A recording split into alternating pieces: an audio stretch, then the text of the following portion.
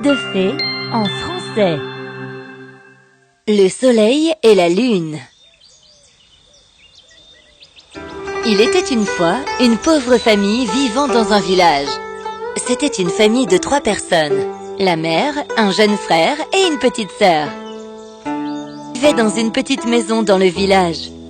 Un jour, la mère dut aller à l'extérieur du village. « Mon fils, je m'en vais du village car j'ai du travail à faire pour la famille la plus riche du village. Je devrais être revenue avant qu'il fasse nuit. Prends soin de ta sœur, s'il te plaît. » « Ne t'inquiète pas, mère, je prendrai soin d'elle. »« Nous resterons à la maison, mère, mais s'il te plaît, reviens avant qu'il fasse nuit. »« Bien sûr, je rapporterai de délicieux gâteaux de riz pour vous deux. » Waouh, un gâteau de riz, j'adore ça. Lorsque leur mère sortit, le frère et la sœur firent un plan. « J'ai une idée. »« Laquelle, mon frère ?»« Notre mère est sortie pour la journée. Nous n'avons pas grand-chose à faire. Pourquoi ne pas la surprendre lorsqu'elle reviendra ?»« Quelle bonne idée! Mais comment ?» Le frère emmena sa sœur jusqu'à un châtaignier qui était à proximité de leur maison pour ramasser quelques châtaignes fraîches pour leur mère. Le frère portait un long bâton avec lui et demanda à sa sœur de prendre un panier. Lorsqu'ils atteignirent le châtaignier, le frère se mit à faire tomber les châtaignes en utilisant son bâton. Il faut secouer les branches pour faire tomber les châtaignes par terre. Il n'y a pas besoin de grimper dans l'arbre. Oh oui! Je peux les mettre dans mon panier? Il y en a tellement! Ils récoltèrent beaucoup de châtaignes et retournèrent chez eux. Assis dans la cour d'entrée, ils se mirent à éplucher les châtaignes.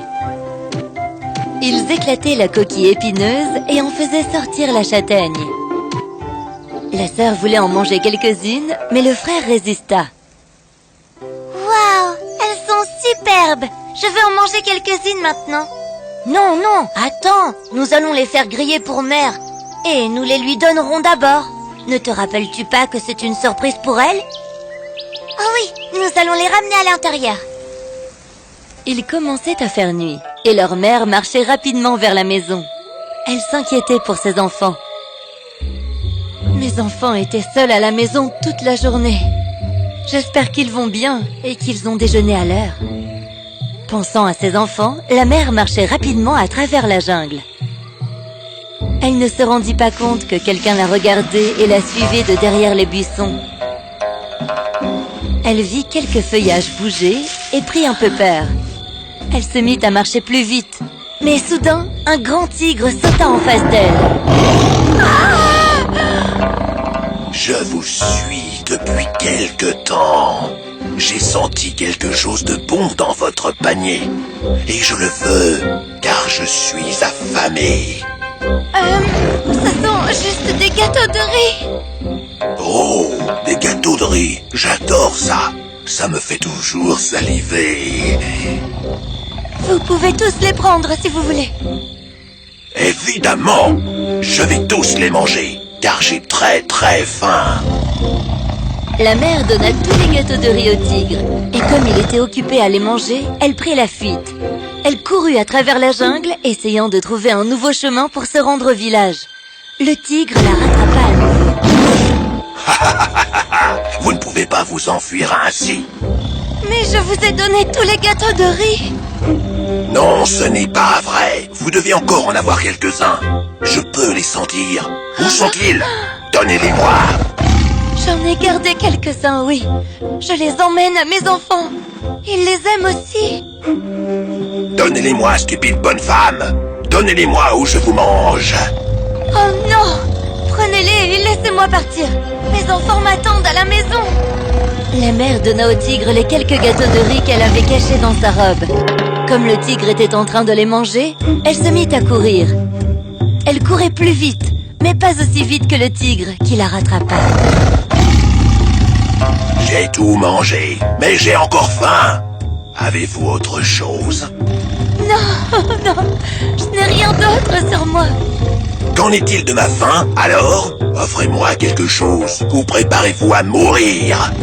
S'il vous plaît, ne me tuez pas. Mes enfants m'attendent, ils doivent être affamés. S'il vous plaît, Laissez-moi rentrer chez moi, s'il vous plaît. Comment pourrais-je vous laisser partir alors que j'ai tellement faim? En disant cela, le tigre attaqua la mère, l'attrapa avec sa mâchoire et l'enleva. Le frère et la sœur étaient assis à côté de la fournaise, attendant le retour de leur mère. Ils regardaient les châtaignes en train de cuire dans les flammes crépitantes. Soudain, ils entendirent une voix étrange. Oh, chers enfants, ouvrez la porte. Mère est de retour. Non, attends. Ce n'est pas la voix de mère. C'est quelqu'un d'autre. Je pense qu'il se passe quelque chose de louche. Maman, montre-nous tes mains. Nous ouvrirons la porte une fois que nous en serons assurés. Ce n'était pas leur mère à l'extérieur de la maison, mais le tigre. Oh, le garçon est très malin, mais je le suis encore plus. Le tigre regarda ses pattes. Il y avait un peu de gâteau de riz dessus. Il leur montra sa patte avec du gâteau de riz. Les petits et innocents enfants étaient rassurés et ouvrirent la porte pour trouver en face d'eux le chat sauvage. Oh non, un tigre! À l'aide, au secours! Il n'y a plus personne pour vous aider à cette heure-ci. Oh mon frère, que devrions-nous faire maintenant? Laisse-moi réfléchir. Vous deux semblez très appétissants. J'espère que vous serez aussi bons que votre mère. Oh, tu as mangé notre mère? La ferme. Et je compte vous manger aussi, car j'ai très faim. Dites-moi, qui veut mourir en premier? Toi ou toi? Pensant pendant un certain temps, le tigre pointa du doigt la sœur. Le frère était inquiet. Il pensa pendant un moment et dit: Tu penses que nous sommes appétissants? Mais que dirais-tu si je t'offrais quelque chose d'encore meilleur? Qu'est-ce donc? As-tu déjà mangé des châtaignes? Des châtaignes? Qu'est-ce que c'est? Les châtaignes sont l'une des choses les plus délicieuses du monde. Je suis surpris que tu n'en aies jamais goûté. Donnez-moi, je veux manger ces châtaignes. Bien sûr, elles sont délicieuses, douces et extrêmement savoureuses. Regarde, nous en faisons griller quelques-unes d'entre elles. Le tigre regarda avec avidité les châtaignes grillées. Les châtaignes cuites l'appelaient. Lorsqu'il mit sa bouche dans le four, il se brûla. Il cria et cria, mais personne n'était là pour l'aider. Ah! Ça brûle! Ah!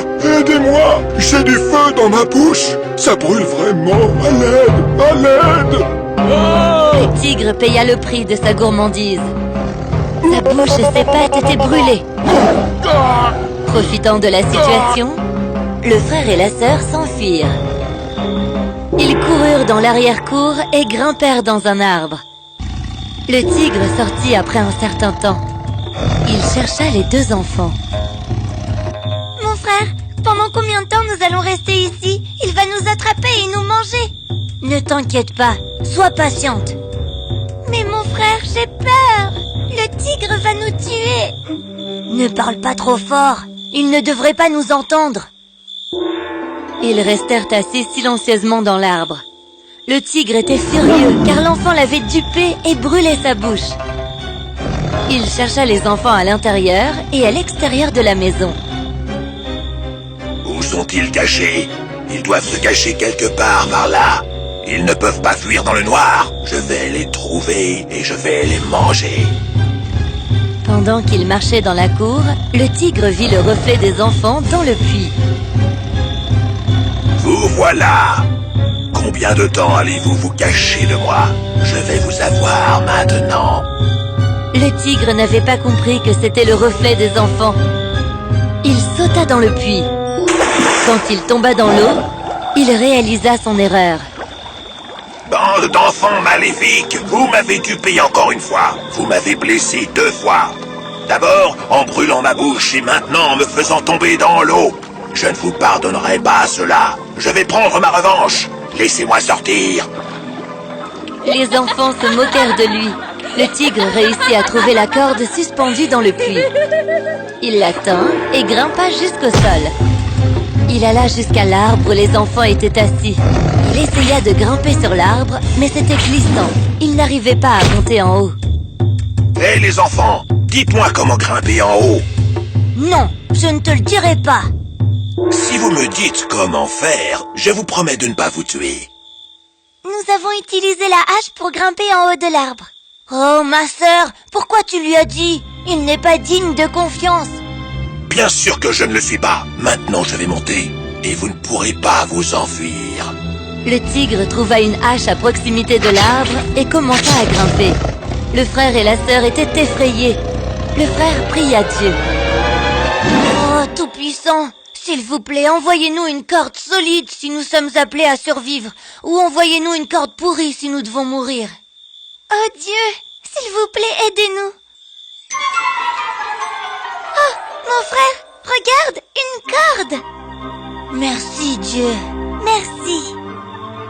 Le frère et la sœur prirent la corde qui les conduisit très haut dans le ciel. Lorsque le tigre arriva dans l'arbre, il vit les enfants voler dans le ciel. Il fut encore plus furieux. Suis-je aussi censé briller? Ok, je vais le faire, mais je ne laisserai pas ma nourriture s'en aller. Hé Dieu, envoie-moi une corde pour atteindre mon but, ou une pourrie si je dois mourir. Puis, une corde apparut. Le tigre la tint avec joie. La corde l'emmena au ciel, mais pas pour longtemps. Lorsqu'il fut assez haut dans le ciel, le tigre s'aperçut que la corde était pourrie. Elle se cassa et le tigre tomba au sol et mourut. Le frère et la sœur s'élevèrent dans le ciel.